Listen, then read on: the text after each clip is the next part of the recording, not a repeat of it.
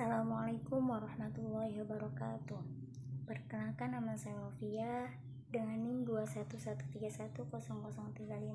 Saya berasal dari Kasemen, Kota Serang, Banten. Di sini saya akan menjelaskan atau memaparkan sedikit mengenai salah satu filosof muslim, yaitu Al-Ghazali. Yang pertama, riwayat hidup Al-Ghazali. Nama lengkapnya yaitu Abu Hamid Ibnu Muhammad Ibnu Ahmad Al-Ghazali, lebih dikenal dengan Al-Ghazali. Dia lahir di kota kecil yang terletak di dekat Tus, Provinsi Khurasan, Republik Islam Irak pada tahun 450 Hijriah atau 1058 Masehi. Anak seorang saleh pemintal dan pedagang benang atau kain wol yang saleh. Pendidikannya dimulai dengan belajar Al-Quran kepada ayahnya sendiri. Setelah ayahnya meninggal, dia dan kakaknya dititipkan kepada Ahmad bin Muhammad Ar-Razigani, seorang tokoh sufi yang masih merupakan kerabat dari ayahnya sendiri. Dalam bimbingan Ahmad bin Muhammad Ar-Razigani, Al-Ghazali mempelajari ilmu fikih serta riwayat hidup para wali dan kehidupan spiritual mereka. Selain itu, dia mempelajari syair-syair mahabbah, cinta kepada Allah, Al-Quran, dan hadis. Selanjutnya ada karya-karya monumental Al-Ghazali. Yang pertama, Ihya Ulumuddin, menghidupkan kembali ilmu-ilmu agama. Kitab ini dikarang oleh Al-Ghazali selama beberapa tahun dalam keadaan berpindah-pindah antara Damaskus, Baitul Maqdis, Mekah, dan Tus. Kitab ini merupakan perpaduan dari beberapa disiplin ilmu, diantaranya fikih, tasawuf, dan filsafat. Yang kedua, Maqasid al-Falasifah, tujuan-tujuan para filosof. Kitab ini berisi tentang ringkasan ilmu-ilmu filsafat yang dijelaskan juga ilmu-ilmu mantik, fisika, dan ilmu alam. Menurut Dunya, karya Al-Ghazali ini memaparkan tentang 3 persoalan pokok dalam filsafat Yunani: logika, metafisika, dan fisikal. Yang ketiga, Tahaffut al-Falasifah, kerancuan pemikiran para filosof. Dalam kitabnya ini, Al-Ghazali mengemukakan tentang pertentangan atau kontradiksi yang ada dalam ajaran filsafat, baik pada masa klasik maupun filsafat yang dikembangkan oleh filosof muslim seperti Ibnu Sina dan Al-Farabi, serta dijelaskannya juga ketidaksesuaiannya dengan akal.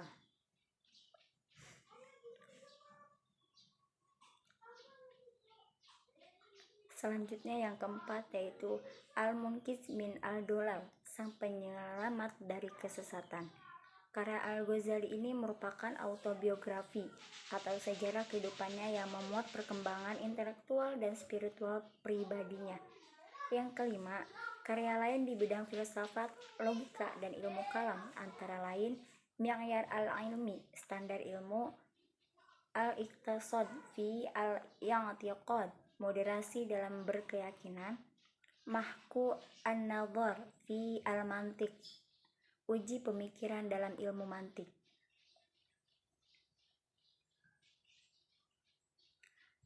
Selanjutnya ada pandangan Al-Ghazali terhadap filsafat dan para filosof. Dalam Al-Munqiz min al-Dolal, Al-Ghazali memberikan klasifikasi filosof sekaligus memberikan penilaian atau vonis kekafiran kepada mereka. Pertama, pengikut ateisme ad-Dahriyun. Kelompok ini merupakan golongan filosof yang mengingkari Tuhan yang mengatur alam ini dengan menentang keberadaannya. Mereka mempunyai dugaan kuat bahwa alam telah ada dengan sendirinya tanpa campur tangan Tuhan. Kedua, pengikut faham naturalisme at-Tabiyun. Mereka merupakan golongan filosof yang setelah sekian lama meneliti keajaiban hewan dan tumbuh-tumbuhan. Ketiga, penganut filsafat yaitu ketuhanan ilahiyun. Mereka adalah golongan filosof yang percaya kepada Tuhan. Mereka para filosof Yunani seperti Socrates, Plato, dan Aristoteles, serta orang-orang yang mengekor pada pemikiran mereka. Kelompok Ilahiyun ini pada garis besarnya membantah dua kelompok pertama, yaitu Dahriyun dan Tabiyun. Dalam Tahafut al-Falasifah, Al-Ghazali memandang para filosof telah melakukan kerancuan. Setidaknya ada 20 masalah yang menyebabkan para filosof ini menjadi ahli al-bid'ah dan kafir.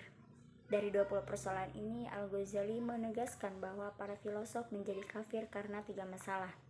Yang pertama, para filosof yang berpendapat bahwa alam itu qadim, tidak mempunyai permulaan. Ini merupakan pendapat Aristoteles dan pengikutnya.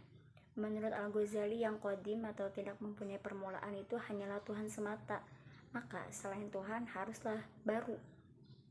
Yang kedua, yaitu pendapat filosof yang menyatakan bahwa Tuhan tidak mungkin mengetahui hal-hal yang bersifat partikular, pendapat yang dipegangi oleh Ibnu Sina. Al-Ghazali mengkritik seraya mengatakan bahwa para filosof itu telah melakukan kesalahan fatal. Menurutnya, sebuah perubahan pada objek ilmu tidak membawa perubahan pada ilmu. Yang ketiga, penolakan filosof terhadap kebangkitan jasmani dan mortalitas jiwa individu. Para filosof muslim sebelum Al-Ghazali berpandangan bahwa yang akan dibangkitkan dari alam kubur menuju akhirat nanti adalah rohani semata, sedangkan jasmani akan hancur lebur. Menurut mereka, akan merasakan kebahagiaan atau siksaan adalah rohani semata. Mungkin cukup sekian penjelasan atau pemaparan dari saya. Kurang lebihnya mohon maaf. Wassalamualaikum warahmatullahi wabarakatuh.